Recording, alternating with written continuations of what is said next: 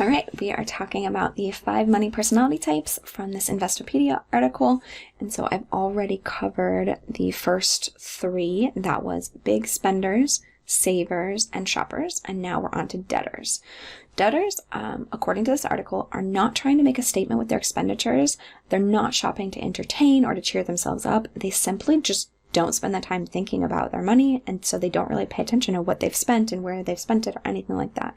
So they generally spend more than they earn and can often be deeply in debt, and may not be putting much thought into things like investing for the future. And so from this article, they recommend for debtors is to plan your finances and start investing. So if you're a debtor, you should get your finances in order and set up a plan to start investing. And they recommend that you might need to reach out to someone to get help with that.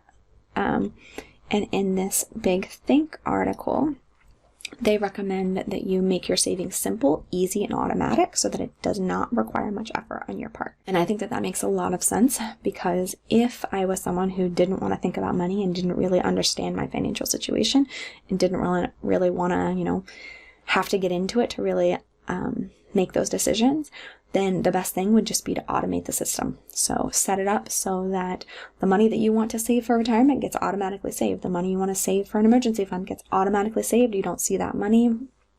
And then maybe set yourself up with a simple situation or some sort of accountability from someone else, so that you always have, maybe you come up with a decision-making criteria. And so you have to kind of think about these 3 things before you can make a decision about a large purchase or something like that. So kind of setting up a situation so that you can check in on your finances and do check in on your finances before you make big financial decisions, as well as regularly, and also just set things up so that they're simple, easy, and automatic, so that you don't have to think anymore about it, because you clearly don't want to think about it. So it would be good to be making things happen without having to spend your time thinking about it.